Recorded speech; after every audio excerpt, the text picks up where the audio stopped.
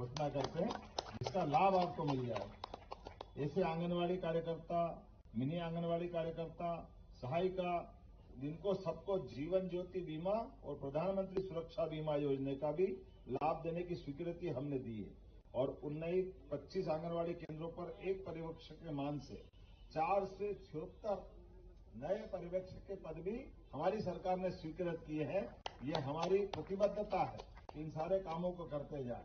और आंगनवाड़ी कार्यकर्ता सहायिकाओं के 19,504 नए पदों की पहली बार डिजिटल और पारदर्शी प्रक्रिया से भर्ती करने जा रहे हैं। जोरदार अभिनंदन करें हमारी भावना के लिए। लगभग 20,000 ही हो गए। ये नई भर्ती हम आपके बीच में करने वाले हैं। इसका लाभ हमारे अपने सारे लोगों को मिलेगा। राज्य शासन ने 1 जनवरी 2005 को या उसके बाद नियुक्त कर्मचारियों के लिए एकीकृत पेंशन योजना लागू करने के लिए समिति गठन करने का निर्णय किया है।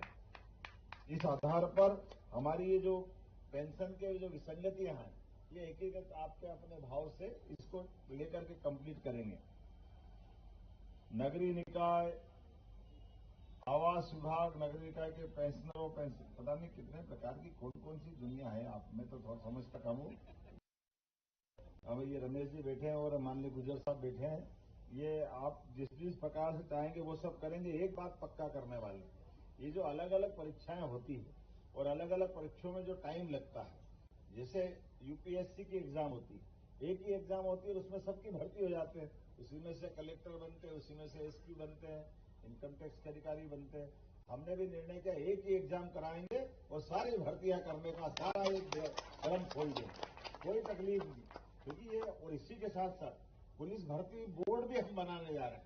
पुलिस की भर्ती भी वो फटाफट कर ले, क्योंकि कई सारे कारण से ऐसे अलग अलग 20,000 पद अब हमारे पुलिस के विभागों के लिए बाकी है।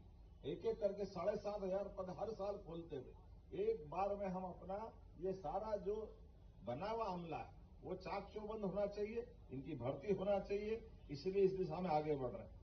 और बहुत सारी बातें तो मैं बोलूंगा नहीं, लेकिन ये मान के चलो, दिवाली मिलने के अवसर पर आज आपने पूरे प्रदेश से आकर के जो आनंद दिया है, मैं वास्तव में आप सबका वंदन करता, अभिनंदन करता हूं, आपको बधाई देता हूं। और ये जो आपने कहा कि ये विभिन्न संवर्गों की वेतन विसंगति, ग्रेड पे पदनाम परिवर्तन और अन्य समस्याओं के निराकरण के लिए सेवानिवृत्त वरिष्ठ अधिकारी की अध्यक्षता में कर्मचारी आयोग का गठन किया जाए, मैं इसकी घोषणा करता हूं। ये आयोग बनाया जाएगा जिसके माध्यम से हमारे सारे अधिकारी कर्मचारियों की ये जो वेतन विसंगति और कई प्रकार की विसंगति, वो ज्यादा बेहतर होगा। आप 2-4 नाम भी देना तो ढंग के जो काम समझने वाले हैं, क्योंकि हमारे पास में इस तरह के भाव को समझने वाले नाम में से कोई एक व्यक्ति को जवाबदारी देकर के निश्चित रूप से उसका हल करेंगे। एक बार फिर आपने तो बिहार की भी जय जयकार कर दी, इतनी अच्छी कविता गई। जोरदार अभिनंदन कर दो भाई। इससे अच्छा क्या है। हमारे लिए छठ मैया का उत्सव चल रहा है कल से। आज मैं सवेरे स्वयं इसमें शामिल हुआ, भगवान दास जी और काफी लोग इसमें शामिल हुए। कल भी मैं इंदौर में शामिल हुआ था सायंकाल कर। हमारी संस्कृति बहुत अद्भुत है।